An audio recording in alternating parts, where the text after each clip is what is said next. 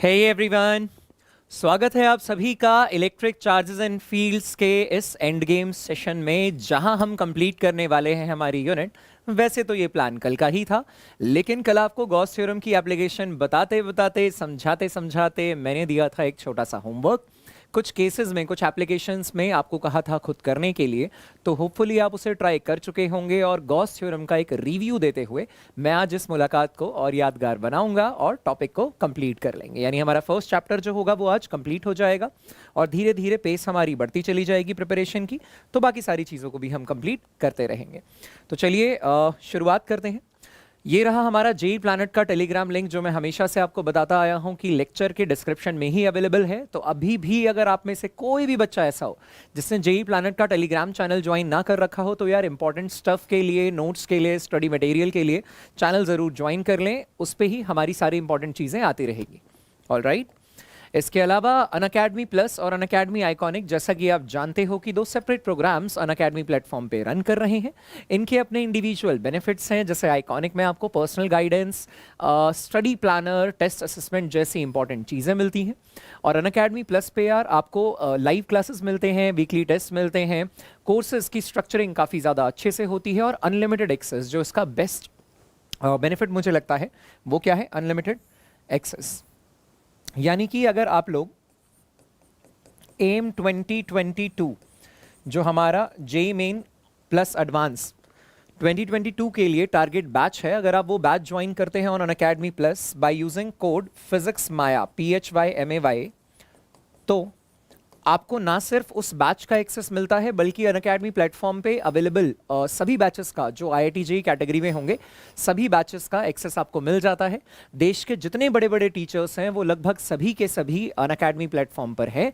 तो उनसे पढ़ने की भी एक बहुत बेहतरीन अपॉर्चुनिटी है, जिसे आपको नहीं छोड़ना चाहिए। मैं तो आप लोगों के साथ पल पल हूँ ही, हम तो सीखते रहेंगे, हम सबसे बेस्ट चीज़ें सीखते ही हैं। लेकिन इसके अलावा भी हर टीचर ने, हर अच्छे टीचर ने अपनी लाइफ के 10, 12, 15, 20, 25 सालों के एक्सपीरियंस में जितनी भी इंपॉर्टेंट चीज़ें सीखी है, उसका निचोड़ भी आपको एग्जैक्टली यहाँ पर मिल जाता है।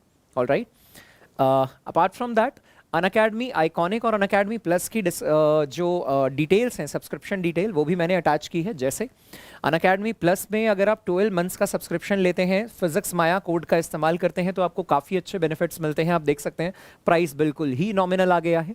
इस पर भी आपको नो कॉस्ट EMI का ऑप्शन भी अवेलेबल है। यानी बच्चे एक तौर से देखा जाए तो केवल अपनी मंथली पॉकेट मनी को बचा के अपनी पढ़ाई को, अपनी एजुकेशन को कंटिन्यू कर सकते हैं। ऑलराइट, अपार्ट फ्रॉम दैट अगर आप अनअकैडमी आइकॉनिक के बारे में बात करते हैं, तो उसकी भी डिटेल्स जो हैं वो मैंने अटैच की है। कोड का इस्तेमाल करना ना भूलें for additional benefits. So we have started and today we are going to complete our first chapter of electric charges and fields, जिसका ब्लूप्रिंट मैं हर लेक्चर में अटैच कर देता हूं, so that revision point of view से आपको काफ़ी ज़्यादा हेल्प मिलने लगे। ऑलराइट, सो गॉस थ्योरम के टॉपिक से यार हमने शुरू किया था। गॉस थ्योरम बेसिकली इस्तेमाल होता है किसी क्लोज सरफेस से नेट इलेक्ट्रिक फ्लक्स निकालने के लिए। By definition that can be written as close integral of E dot ds, और उसे आप Q enclose by epsilon naught लिख सकते हैं। तीन तरीके के सवाल बनते हैं, तीन तरीके के मॉडल होते हैं प्रॉब्लम्स के बेस्ड ऑन गॉस थ्योरम, जिसमें पहला था जो हमने 2 लेक्चर्स पहले ही लेक्चर 13 में कंप्लीट किया कि इनक्लोज चार्जेस के बेसिस पे कैसे आप नेट फ्लक्स डिटरमाइन कर सकते हो। दूसरा मॉडल था जो हमने हमारी कल की मुलाकात में डिस्कस किया, जो board examination point of view से रिजल्ट्स, डेरिवेशंस, ये सारी चीज़ें काफ़ी ज़्यादा इंपॉर्टेंट थी। वो थी कि इनक्लोज चार्ज के बेसिस पे गॉस थ्योरम लगाते हुए, गॉसियन सरफेस कंसिडर करते हुए आपने किसी P पॉइंट पे इलेक्ट्रिक फील्ड निकालना सीखा। और तीसरा मॉडल होता है इलेक्ट्रिक फील्ड अगर दिया हो तो उस पे बेस्ड नेट फ्लक्स निकालते हैं आप। ये NCERT के एग्जाम्पल्स और एक्सरसाइज डिस्कशन जब मैं आपको कराऊंगा अनअकैडमी स्पेशल पे, मैंने आपका मई का जो पूरा मंथ है वो NCERT डिस्कशंस को डेडिकेट किया है। तो इस चैप्टर का जो NCERT डिस्कशन होगा वो 1 मई को अनअकैडमी स्पेशल पर होना है, रात को। ऑलराइट, टाइम, डिटेल्स वगैरह पूरी की पूरी लिंक जो है वो डिस्क्रिप्शन में अटैच्ड है, उसका इस्तेमाल करके आप सभी सेशंस के लिए एनरोल कर सकते हो। इसके अलावा तो अभी हम मॉडल 2 के बारे में ही खास तौर से डिस्कशन करेंगे। कल की क्लास में जो हमने शुरू किया था, कुछ डेरिवेशंस का मैंने हिंट दिया था, उनके रिजल्ट्स देखेंगे, ग्राफिकल रिप्रेजेंटेशन देखेंगे, और 2-3 चीज़ें मैंने आपको खुद से ट्राई करने के लिए बोली थी, उसके बारे में भी डिस्कशन करेंगे। तो चलिए शुरू करते हैं।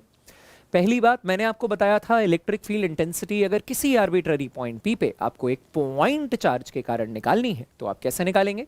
आप कहेंगे हमारे पास एक सोर्स चार्ज है r दूरी के ऊपर, एक p पॉइंट है where you wish to determine the value of electric field intensity. तो अब की बार लगानी है गॉस थ्योरम सर, या कहें कि गॉस थ्योरम का इस्तेमाल करके अब की बार कूलम्स लॉ से डिराइव्ड रिजल्ट को प्रूव करना है, वहां तक जाना है। तो आप क्या करेंगे? एक गॉसियन सरफेस कंसिडर करेंगे जिसमें लगेगी गॉस थ्योरम। गॉसियन सरफेस को कंसिडर करने की 3 कंडीशन है, 2 प्रेफरेबल और एक मैंडेटरी। दो मैंडेटरी और एक प्रेफरेबल। पहली मैंडेटरी कंडीशन क्या है कि यार गॉसियन सरफेस उस पॉइंट से पास होना चाहिए where you wish to determine the value of electric field intensity, ताकि तभी वहीं उसी पॉइंट पे आप इलेक्ट्रिक फील्ड इंटेंसिटी और ds वेक्टर के बीच का एंगल देख सकें।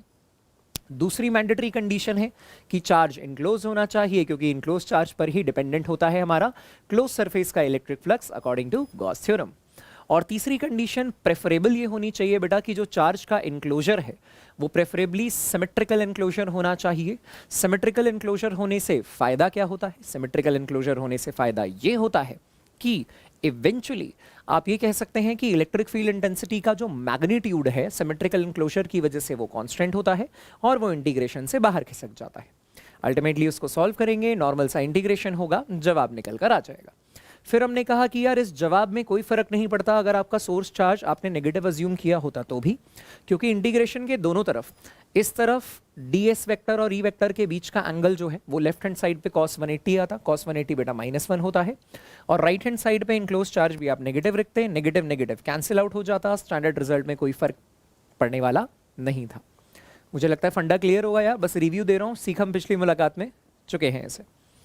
Alright, so electric field intensity due to an infinitely long uniformly charged wire के बारे में हमने बात की थी। सिलेंड्रिकल गॉसियन सरफेस इमेजिन किया था और हमने देखा था कि अब की बार टोटल फ्लक्स के बारे में एक साथ कमेंट नहीं किया जा सकता, क्योंकि फ्लक्स या यूं कहें कि इलेक्ट्रिक फील्ड वेक्टर और ds एरिया वेक्टर के बीच का एंगल कर्व्ड सरफेस के लिए अलग है, टॉप के लिए अलग है, बॉटम के लिए अलग है, तो हमें अलग अलग ब्रेक करना पड़ेगा। फिर हमने देखा कि टॉप और बेस में इलेक्ट्रिक फील्ड वेक्टर और एरिया वेक्टर एक दूसरे से परपेंडिकुलर हैं, ऐसी सूरत में डॉट प्रोडक्ट 0 आता है, या यूं कहें कि फ्लक्स 0 निकल कर आता है। तो हमारे पास केवल और केवल क्या बच गया था बेटा? Curved surface. और क्योंकि कर्व्ड सरफेस अकेला क्लोज नहीं होता, टॉप और बॉटम के साथ क्लोज होता, अकेला क्लोज नहीं होता, तो टोटल के टाइम पे तो आप क्लोज इंटीग्रल कर रहे थे, देखिए ऐसी रिंग बना रहे थे, लेकिन ओपन के टाइम पे आप क्लोज इंटीग्रल नहीं करते हो, क्योंकि कर्व्ड सरफेस तो यार ओपन होता है। ठीक है, सॉल्व करके रिजल्ट हमारे सामने है। ऑलराइट, चलिए आगे बढ़ते हैं। मैंने आपको कहा था you need to try yourself that you had an infinitely long uniformly charge sheet जिसकी surface charge density sigma given है, और मैंने कहा था कि d दूरी पर एक पॉइंट p एग्जिस्ट कर रहा है, d दूरी पे कोई पॉइंट p एग्जिस्ट कर रहा है, और वहां पे आपको इलेक्ट्रिक फील्ड इंटेंसिटी डिटरमाइन करनी है। इससे पहले कि मैं इसके बारे में कमेंट करूं, आइए कुछ चीज़ें हम पहले रिजल्ट्स के बेसिस पे प्रूव भी ग्राफ भी ड्रॉ करें। अगर यहाँ मैं आपसे पूछूं कि आपको ड्रॉ करना है graph electric field intensity versus r का, तो आप बोलेंगे कि E is inversely proportional to are square होता है, इनवर्स स्क्वायर लॉ फॉलो करता है। तो आप ये कहेंगे कि ग्राफ तो यार कुछ ऐसा आ रहा है, जब आर की वैल्यू बहुत ज़्यादा होगी तो E बहुत कम होगा, जब आर की वैल्यू बहुत कम होगी तो E बहुत ज़्यादा होगा, मगर ये रेक्टेंगुलर हाइपरबोला नहीं होगा। रेक्टेंगुलर हाइपरबोला तब होता जब इनवर्सली प्रोपोर्शनल होता, लेकिन ये इनवर्सली प्रोपोर्शनल का स्क्वायर है, right? So not a rectangular hyperbola, ये रेक्टेंगुलर हाइपरबोला होने वाला नहीं है पॉइंट चार्ज के लिए।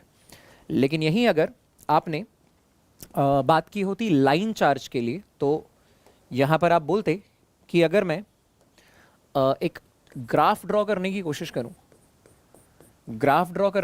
करूँ E वर्सेस R या E वर्सेस D और R, देन आप बोलेंगे कि लाइन चार्ज के लिए तो E is inversely proportional to R या E is inversely proportional to D होता है। तो इनवर्सली प्रोपोर्शनल का ग्राफ बेटा क्या आ जाता है? इनवर्सली प्रोपोर्शनल का ग्राफ रेक्टेंगुलर हाइपरबोला आ जाता है। डिज़ाइन वैसा ही रहेगा पॉइंट चार्ज जैसा, लेकिन अब की बार ग्राफ का नाम एग्जैक्टली डिज़ाइन का नाम क्या हो जाएगा यार? Rectangular hyperbola. ये कर्व अपने आप में रेक्टेंगुलर हाइपरबोलिक कर्व है। मुझे लगता है बात क्लियर हो गई होगी। सिमिलरली हमारा टारगेट अब ये है, so what I am going to do, मैं यहाँ पे एक गॉसियन सरफेस कंसिडर करूँगा, ठीक है, समवॉट लाइक दिस। एक गॉसियन सरफेस मैंने कंसिडर किया जिसका जो प्रोजेक्टेड एरिया होगा वो ये हो जाएगा, ठीक है। और ये सिलिंड्रिकल गॉसियन सरफेस जो है, इसका ये जो सर्कुलर पोर्शन है,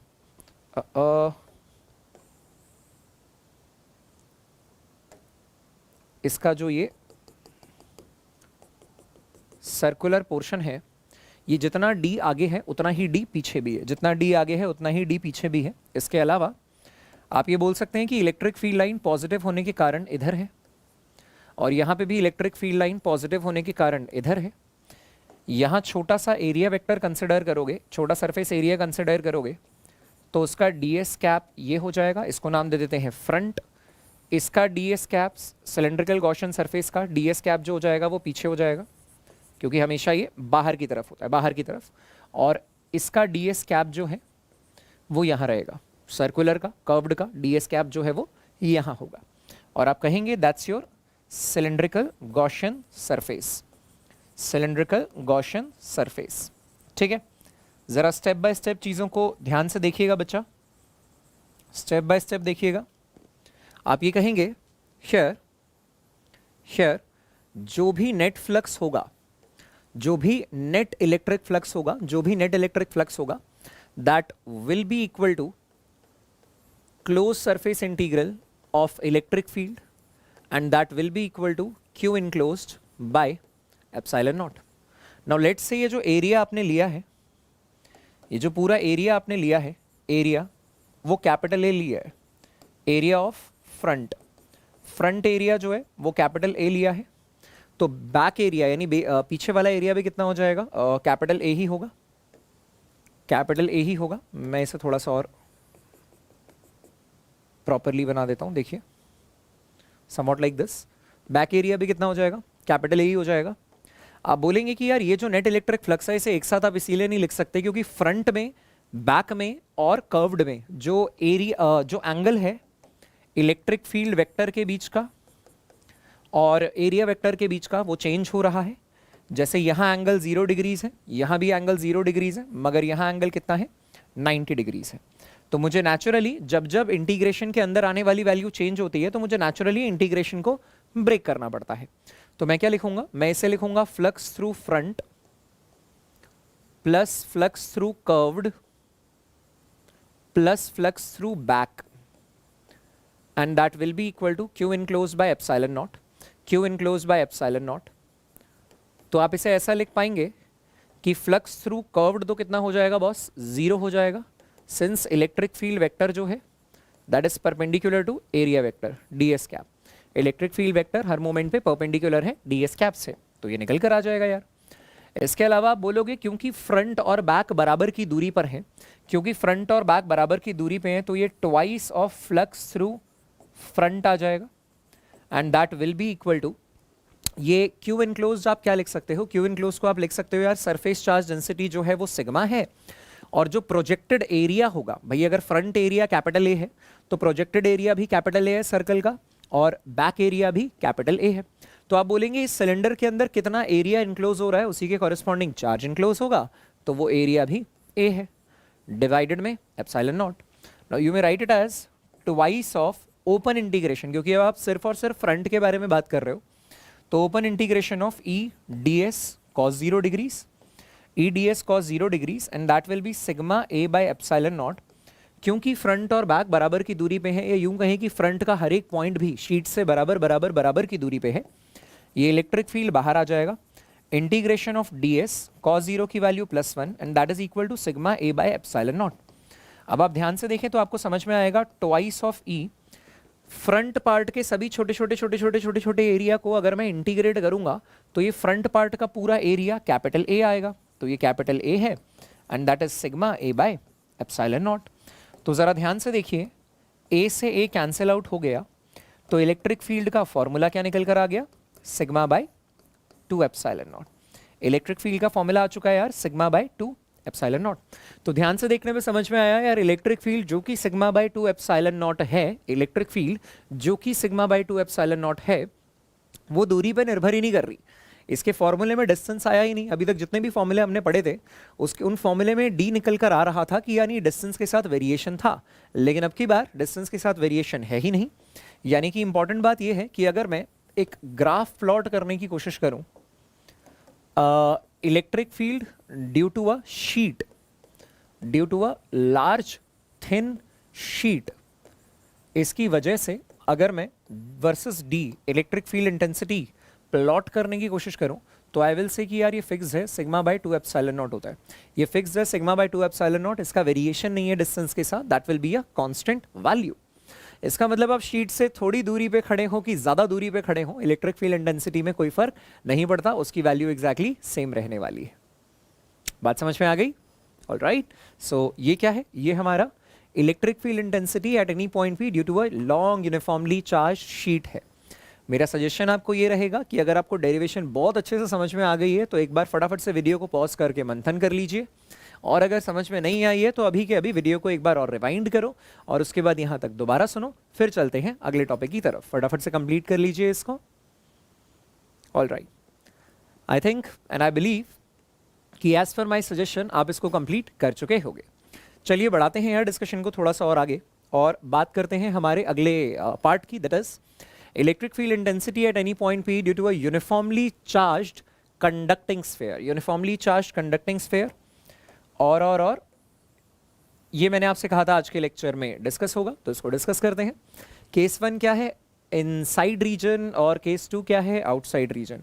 तो मैं कर लेता हूँ इसकी कार्बन कॉपी, और पहले वाले में मैं बोल देता हूँ कि हम केस 1 डिस्कस करने वाले हैं। तो पहले वाले में अगर हम केस 1 डिस्कस करने वाले हैं तो वो ये रहा, और अगले वाले में हम केस 2 डिस्कस करने वाले होंगे। तो पहले केस 1 को रास्ते से हटा देते हैं और केस 2 को उठा के ऊपर शिफ्ट कर देते हैं। तो हम ये कहेंगे कि यहाँ पे हम केस 2 पढ़ेंगे और यहाँ पे case 1। So case 1 inside region and case 2 outside region. Alright, तो शुरू करें यार केस 1 के साथ।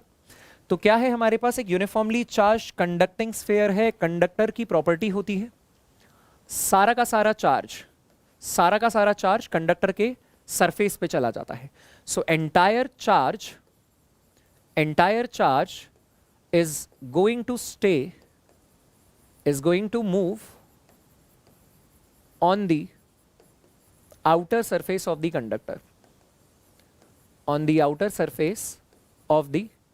conductor, सारा का सारा चार्ज जो है वो कंडक्टर के आउटर सरफेस पे, सारा का सारा चार्ज कंडक्टर के आउटर सरफेस पे लाई करने वाला है।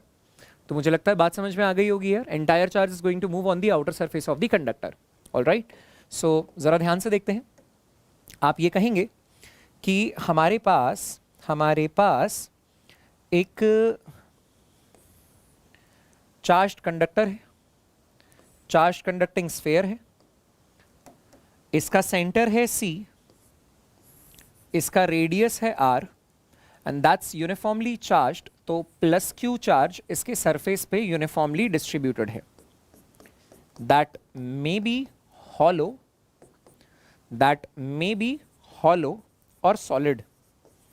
आप अगर गौर से देखें तो अगर यहाँ पे स्फेयर लिखा होता है तो कायदे से हमें सॉलिड कंसिडर करना होता है। अगर शेल लिखा होता है, शेल यह बताया होता है हॉलो स्फेयर, तो हॉलो कंसिडर करना होता है। तो हॉलो स्फेयर को और क्या कह सकते हैं यार? Spherical shell. ठीक है, तो अगर सिर्फ स्फेयर लिखा हो तो सॉलिड ट्रीट करना है, स्फेरिकल शेल या हॉलो स्फेयर लिखा हो तो नेचुरली हॉलो ट्रीट करना है।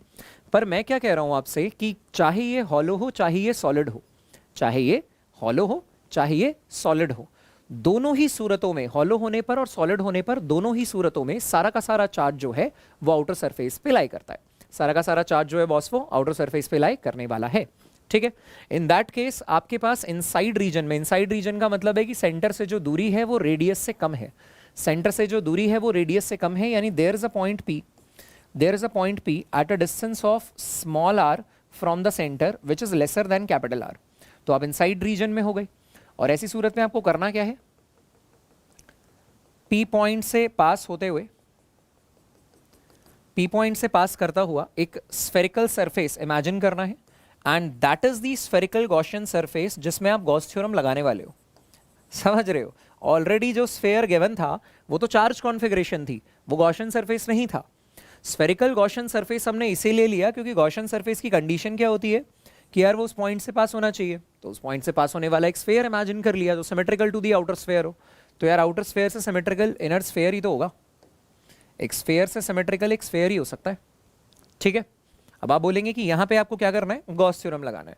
तो आप बोलेंगे शेयर according to Gauss theorem, according to Gauss theorem आप ये कहोगे कि जो भी नेट इलेक्ट्रिक फ्लक्स होगा, जो भी नेट इलेक्ट्रिक फ्लक्स होगा through this closed Gaussian surface, through this closed spherical Gaussian surface, by definition ये integration of E dot D S होगा, and that will be equal to Q enclosed by epsilon not.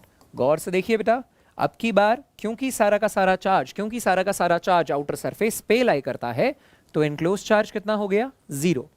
Enclose charge कितना हो गया भाई, zero.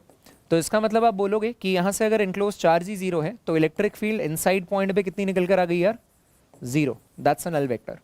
Electric field at inside point is a null vector. I think the logic is clear to you. तो ये तो कितना निकल कर आ गया, जीरो निकल कर आ गया। ठीक है, वहीं अगर आप केस 2 के बारे में बात करेंगे, आउटसाइड रीजन के बारे में, तो आप बोलोगे कि यार ये centre C, radius R, uniformly charged, positive charge इसके सरफेस पे यूनिफॉर्मली डिस्ट्रीब्यूटेड है। ठीक है, and that may be hollow, that may be solid, shell भी हो सकता है, सॉलिड स्फेयर भी हो सकता है। यहाँ पे आउटसाइड रीजन का मतलब है सेंटर से जो दूरी होगी वो रेडियस से ज़्यादा होगी। तो सेंटर से आर दूरी पे which is greater than the radius there is a point P, जहाँ पे आप क्या करना चाहते हो, इलेक्ट्रिक फील्ड इंटेंसिटी निकालना चाहते हो। तो आप कहोगे कि सर इससे पास होता हुआ और चार्ज कॉन्फ़िगरेशन से सिमेट्रिक आपने एक गॉसियन सरफेस इमेजिन करने की कोशिश की, तो यार स्फेयर से सिमेट्रिक तो एक दूसरा स्फेयर ही हो सकता है। तो ये क्या आ गया अपने आप में, एक spherical Gaussian surface, spherical Gaussian surface. ठीक है जी, ये निकल कर आ गया अपने आप में स्फेरिकल गॉसियन सरफेस। तो हमें स्फेरिकल गॉसियन सरफेस पे चर्चा करनी है। आप बोलेंगे सर यहाँ पे अगर हमने एक छोटा सा ds एरिया ले लिया होता तो ds वेक्टर जो होता वो बाहर की तरफ होता, और क्योंकि चार्ज आपने पॉजिटिव लिया है तो पॉजिटिव चार्ज से इलेक्ट्रिक फील्ड भी बाहर को होगी, इलेक्ट्रिक फील्ड भी बाहर को होगी। और थ्रू आउट सरफेस के किसी भी पॉइंट पे अगर आप ये कंसिडर करते तो चर्चा यही होती, और इवेंचुअली आप ये बोल सकते हो कि यार दोनों के बीच का एंगल क्या है, दोनों के बीच का एंगल 0 डिग्रीज है। ऐसी सूरत में आप लिखेंगे शेयर अकॉर्डिंग टू गॉस थ्योरम जो भी net electric flux through the close surface आएगा, यानी कि यार हमने ना यहाँ पे गॉसियन सरफेस में, स्फेरिकल गॉसियन सरफेस में गॉस थ्योरम लगाई है।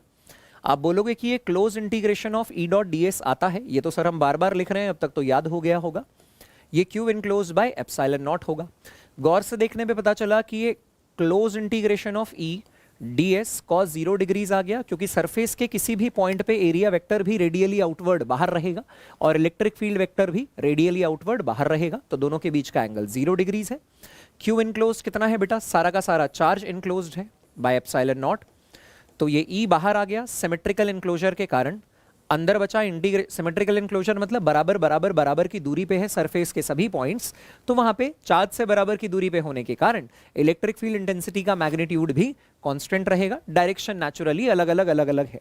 ठीक, cos 0 की वैल्यू +1 होती है, ये आ गया plus Q by epsilon naught.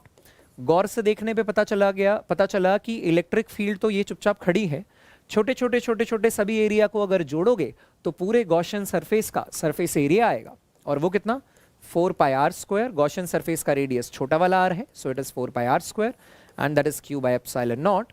So आप बोलेंगे कि इलेक्ट्रिक फील्ड जो आउटसाइड निकल कर आया, वो q by 4 pi epsilon naught R square आया, या इसी को आप बोल सकते हो के क्यू बाय आर स्क्वायर। तो याद है आपको, मैंने आपको बताया था कि कूलम्स लॉ जो है that is applicable for point charges and for spherical bodies outside them, same as Coulomb's law, same as Coulomb's law. आप कहेंगे कि कूलम्स लॉ जो था वो एप्लीकेबल था पॉइंट चार्जेस के लिए और स्फेयर के बाहर भी एप्लीकेबल था। तो देखिए स्फेयर के केस में आउटसाइड रीजन में, स्फेयर के केस में आउटसाइड रीजन में ये ऐसे ही निकल कर आया। ठीक है, क्लियर है मामला? देख लो आप कि electric field due to a uniformly charge conducting sphere ये रहा इनसाइड रीजन में and then it is outside region में। ठीक है, और अब मैं इसकी कर लेता हूं कार्बन कॉपी ताकि मैं हेडिंग को थोड़ा सा इसकी कर लेता हूं कार्बन कॉपी ताकि मैं हेडिंग को थोड़ा सा चेंज कर पाऊं। और हेडिंग को कैसे चेंज कर पाए? Electric field due to a uniformly charged, okay okay, case 1। Okay, देखो अब अगली हेडिंग क्या है? Application 5, this is only for JEE and NEET.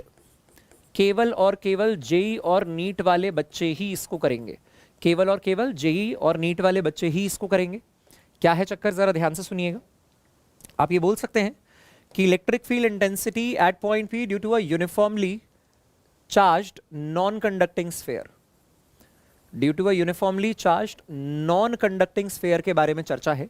तो अगर नॉन कंडक्टिंग स्फेयर के बारे में चर्चा है और केस 1 जो है वो आउटसाइड रीजन में है, आर ग्रेटर देन आर, तो नॉन कंडक्टिंग स्फेयर का क्या मतलब है? नॉन कंडक्टिंग स्फेयर का मतलब है कि अब ये हॉलो नहीं है। शेल ये हॉलो स्फेयर होता तो हॉलो बोलते, नॉर्मल स्फेयर लिखा है तो क्या सिखाया है? सॉलिड ट्रीट करो। इन दैट केस आप बोलेंगे कि ये तो हटा दिया हमने, इसको सॉलिड ट्रीट करना जरूरी है और सारा का सारा चार्ज जो है वो थ्रू आउट डिस्ट्रीब्यूटेड होगा, अंदर भी डिस्ट्रीब्यूटेड होगा, थ्रू आउट डिस्ट्रीब्यूटेड होगा वॉल्यूम में। क्योंकि अगर ये कंडक्टर होता तो सारा का सारा चार्ज सरफेस पे भाग जाता। नॉन कंडक्टर है और यूनिफॉर्मली चार्ज्ड है तो वॉल्यूम में भी है, वॉल्यूम में भी है। ठीक है, और सरफेस वाला इनफैक्ट मैं उड़ाना प्रेफर करूंगा, सरफेस के बाहर न दिखाइए, वॉल्यूम में दिखा दीजिए। ठीक है, ऑलराइट, तो ये कॉन्फ़िगरेशन आ जाएगी भाई। ठीक है, और क्या बोलेंगे हम? तो केस 1 आउटसाइड रीजन में आर ग्रेटर देन आर है और सारे का सारा डेरिवेशन फिर वैसे का वैसे है। क्योंकि अगर आप बाहर ही खड़े हो तो इनक्लोज चार्ज उतना का उतना ही है यार। अगर आप बाहर ही खड़े हैं तो इनक्लोज चार्ज वैसे का वैसे ही है।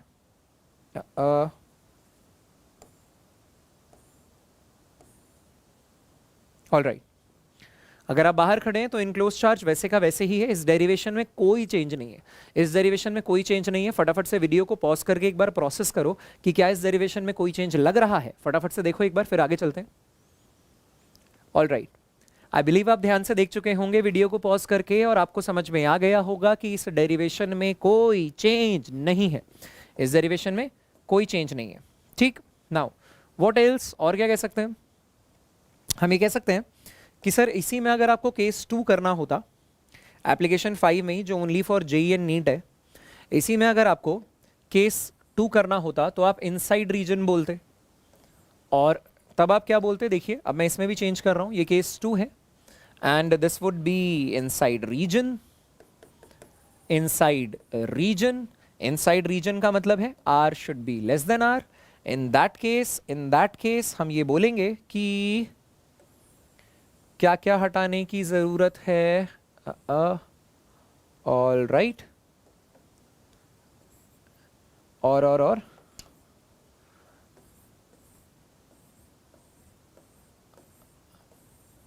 Right, this is also, and ये सब कुछ भी हटेगा। ठीक है, अब आप देखिए इनसाइड रीजन का एनालिसिस शुरू से शुरू कर रहे हैं। क्यों शुरू से शुरू कर रहे हैं अभी समझ में आ जाएगा कि अब की बार हम इनसाइड रीजन में है ना, तो हम ये कहेंगे कि इसका सेंटर है C, रेडियस है कैपिटल R और ये यूनिफॉर्मली डिस्ट्रीब्यूटेड है, यूनिफॉर्मली डिस्ट्रीब्यूटेड है चार्ज। ऑल राइट, और हम कहेंगे कि सेंटर से D दूरी पर या छोटा r दूरी पर which is less than capital R, there is a point P जहां पे आप इलेक्ट्रिक फील्ड इंटेंसिटी निकालना चाहते हैं। तो यार गॉसियन सरफेस हमें ऐसा ही इमेजिन करना पड़ेगा।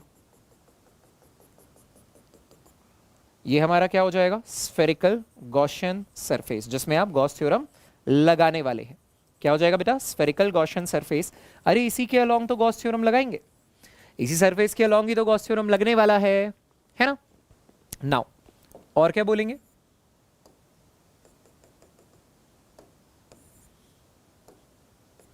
और क्या बोलेंगे कि यहां देखिए, अगर हम ये बोलते हैं फाइनाइट इक्वल टू दिस, तो मैं आपसे ये कहूंगा कि यहां अगर आप एक छोटा सा सरफेस कंसिडर कर लें तो उसका सरफेस एरिया वेक्टर बाहर आएगा, क्योंकि किसी भी सरफेस का, क्लोज सरफेस का सरफेस एरिया वेक्टर बाहर की दिशा में एरिया से परपेंडिकुलर होता है। प्लस अंदर वाला चार्ज ये जो रिस्पॉन्सिबल है, इसकी वजह से इलेक्ट्रिक फील्ड वेक्टर भी बाहर की तरफ आएगा, लाइक दिस।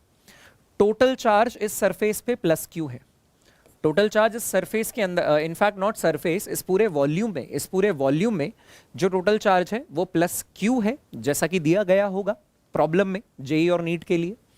और आपसे पूछा गया कि इनसाइड पॉइंट पे इलेक्ट्रिक फील्ड इंटेंसिटी बताइए, तो जरा गौर से देखना, आपको इंटरेस्ट होगा इस एनक्लोज्ड चार्ज में। आप बोलेंगे कि सर सारा चार्ज में हमारा इंटरेस्ट ही नहीं है, हमारा चार्ज हमें केवल इनक्लोज चार्ज में इंटरेस्ट है। तो इनक्लोज चार्ज कैसे निकलेगा, आप बोलोगे here you will use the concept of volumetric charge density, volumetric charge density। आप बोलेंगे rho will be equal to q enclosed by volume enclosed and that will be equal to q total by volume total, q total by volume total। आप बोलेंगे q enclosed कितना है, ये तो हम निकालना चाहते हैं सर। वॉल्यूम enclosed कितना है, 4/3 पाई छोटा r cube, that will be equal to total charge कितना है बेटा, कैपिटल क्यू, और टोटल वॉल्यूम कितना है, 4/3 पाई बड़ा आर क्यूब। ध्यान से देखने पे समझ में आया, 4/3 पाई से 4/3 पाई कैंसिल आउट हो गया।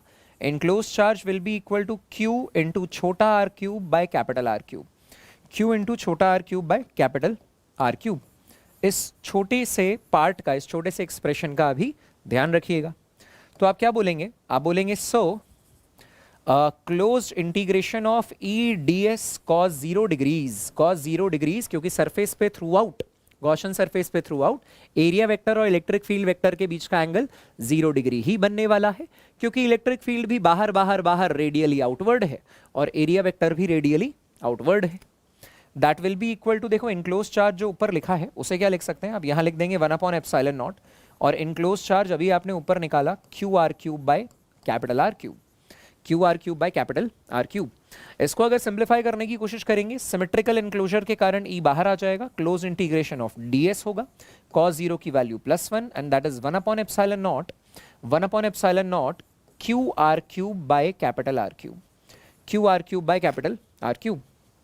ध्यान से देखिए, आपके पास आएगा कि इलेक्ट्रिक फील्ड छोटे छोटे सभी एरिया को पूरे गॉसियन सरफेस में अगर जोड़ते चले जाएंगे तो गॉसियन सरफेस का पूरा एरिया आ जाएगा, that is 4πr² and that is equal to q 1/ε0 times it is Q R cube by capital R cube.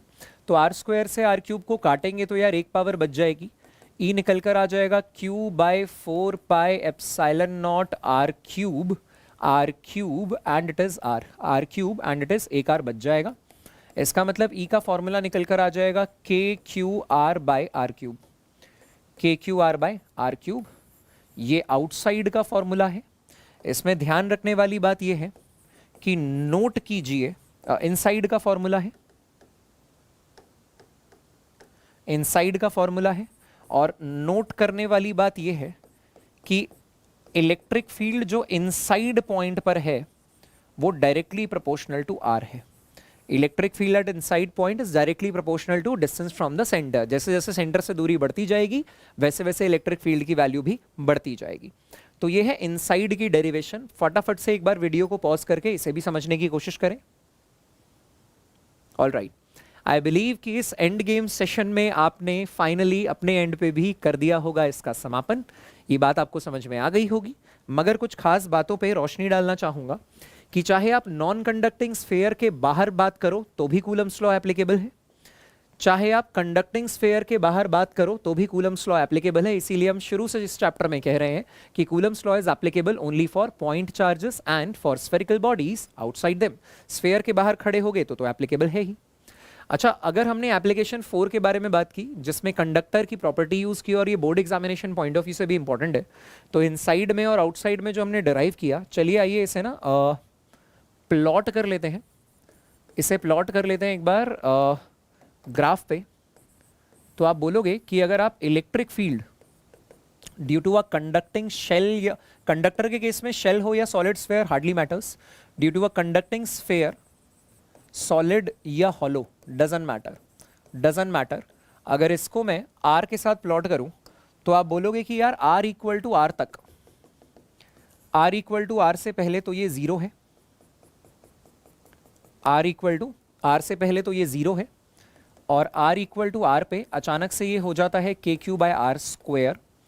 Surface पे होता है परपेंडिकुलर, सरफेस पे होता है perpendicular to the surface, and it is this graph where it is inversely proportional to are square, same as Coulomb's law, same as Coulomb's law. ये है conducting sphere के कारण, कंडक्टिंग स्फेयर के कारण। लेकिन अगर मैं नॉन कंडक्टिंग सॉलिड स्फेयर के कारण प्लॉट करूं तो देखिए आउटसाइड के रीजन में तो इसका भी कूलम्स लॉ वाला है, लेकिन इनसाइड रीजन में ये कुछ और ही है। तो वो जो कुछ और ही है, आइए उसके बारे में भी चर्चा कर ले। आप ये कहेंगे कि electric field due to a non conducting sphere अगर मुझे प्लॉट करना है, non conducting solid sphere, non conducting solid sphere which is uniformly charged, इसको अगर मैं प्लॉट करना चाहूं तो मैं बोलूंगा आर इक्वल टू आर तक, R equal to capital R तक ये इन्वर्सली प्रोपोर्शनल होने की बजाय और जीरो होने की बजाय डायरेक्टली प्रोपोर्शनल है, क्योंकि ई इनसाइड जो होता है वो डायरेक्टली प्रोपोर्शनल टू आर होता है, ई आउटसाइड जो होता है वो inversely proportional to are square होता है। तो इनसाइड के केस में आप ये कह देंगे and this result will be k q by R square, k q by okay R square, this is zero. And उसके बाद ये भी रेक्टेंगुलर हाइपरबोलिक तो नहीं है, मगर part of this hyperbolic curve नजर आ रहा है। ठीक है जी। और यही आप यहाँ पर भी कह सकते हैं कि ये के क्यू बाय आर स्क्वायर था और उसके बाद ये inversely proportional to are square नजर आ रहा है। यहाँ पे भी inversely proportional to are square नजर आएगा। पिछली बार ई इनसाइड जीरो था, पिछली बार ई इनसाइड जीरो था, ई इनसाइड जीरो था, और अब की बार E inside directly proportional to R आ रहा है। ऑलराइट, तो मुझे लगता है यार ये सारे डेरिवेशंस वाले पार्ट जो हैं ये फाइनली हमने कर लिए हैं कंप्लीट। और फाइनली यार इस एंड गेम सेशन के साथ हमारा पहला चैप्टर जो है इलेक्ट्रिक चार्जेस एंड फील्ड्स वो हो चुका है पूरी तरीके से कंप्लीट। टेलीग्राम चैनल को ज्वाइन करना बिल्कुल भी ना भूलें, क्योंकि इस लेक्चर के इस चैप्टर के 15 लेक्चर्स थे और सभी लेक्चर्स, कुछ लेक्चर्स के डीपीपीज मैं आपको पहले दे चुका था, बाकी कुछ लेक्चर्स के जो डीपीपीज हैं वो हम डिस्कस कर लिया करेंगे। और अपार्ट फ्रॉम दैट हम क्या कह सकते हैं यार, उसको डिस्कस करने के बाद हमारा एनसीईआरटी डिस्कशन जो है वो 1 मई को है। अगली मुलाकात जो होगी यार उसमें हम डिटेल में बात करेंगे, किसकी डिटेल में हम बात करेंगे इलेक्ट्रिक पोटेंशियल एंड कैपेसिटेंस के हमारे अगले चैप्टर की। ऑलराइट, सो देखिए एक बार फिर से मैं आपके सामने लेकर आया हूँ अनअकैडमी प्लस और अनअकैडमी आइकॉनिक। अनअकैडमी प्लस में आई वुड सजेस्ट कि आप सभी बच्चों को, अगर आप जेई पे फोकस करना चाहते हैं तो एम 2022 बैच ज्वाइन करना चाहिए। अगर आप नीट एस्पिरेंट हैं, यदि आप नीट एस्पिरेंट हैं तो भी आप मुझसे डायरेक्टली कनेक्ट कर सकते हैं, may be on Instagram, may be on Unacademy messenger app. मैं आपको गाइड करूंगा कि कौन सा बैच आपके लिए बिल्कुल सही रहेगा। और यार एक बैच लेने के बाद भी आपको अनलिमिटेड एक्सेस मिलता है, यानी जितने बैचेस उस प्लेटफॉर्म पे उस कैटेगरी में रन कर रहे हैं आप सभी टीचर्स से पढ़ सकते हैं। एंड इंडीड इस देश के बहुत बड़े बड़े टीचर्स जो हैं वो अनअकैडमी प्लेटफॉर्म पे अवेलेबल हैं, पढ़ाते हैं, अपने ज्ञान से बाकी बच्चों को आगे वाकिफ करते हैं, रोशनी डालते हैं, कॉन्सेप्ट्स पे इन डेप्थ बहुत डिटेल में पढ़ाते हैं और आपके करियर को ग्रो करने में आपकी बहुत ज़्यादा हेल्प करेंगे। ठीक है, तो सभी अच्छे लोग जुड़े हुए हैं, सभी अच्छे लोगों से सीखते जाइए और अपनी लाइफ में आगे बढ़ते जाइए।